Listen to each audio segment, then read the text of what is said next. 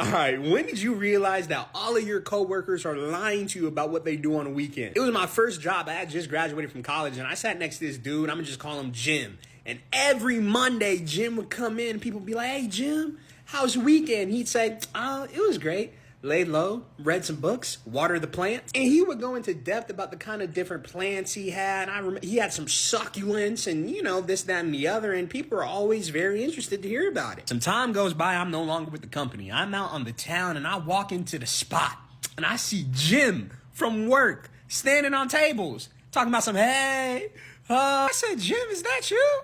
Jim." Bro looks down at me and goes, "Oh my gosh, my boy, my coworker, Steve, what's up, dog?" I'm looking around. I don't see no plants in sight, and I don't see no books in sight. Every Monday he would say all he did was water his plants and read some books. That's when it hit me that everybody's lying. I mean, not really lying, but like omitting some truth. I was like, I want to start doing that. It makes me seem more sophisticated and smarter. Now, in hindsight, it wasn't anything crazy. All it was just being a professional, separating your work life from your professional life. But at the time, I thought this was the coolest thing in the world. This was the technique that I thought people were using. They're picking the most boring part of their weekend and just talking about that for a little bit before the meeting started trying to do that, but I was doing it wrong.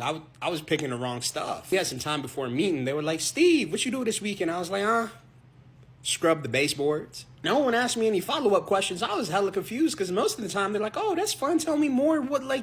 But they were just like, "Oh, okay. Well, here's the first thing on our agenda." There's this one lady named Nancy, and she always was checking out new stuff in the city, sounding hella sophisticated, talking about, "Oh, I went to an exhibit." I heard her. I was like, all right, I'm going to start saying I went to an exhibit. This is where I learned that if you're going to tell people that you went to an exhibit, you probably should have actually went to the exhibit, because God forbid you don't ask no follow-up questions about scrubbing the baseboards, but you want to ask all these questions about the exhibit. "Oh, how long was it?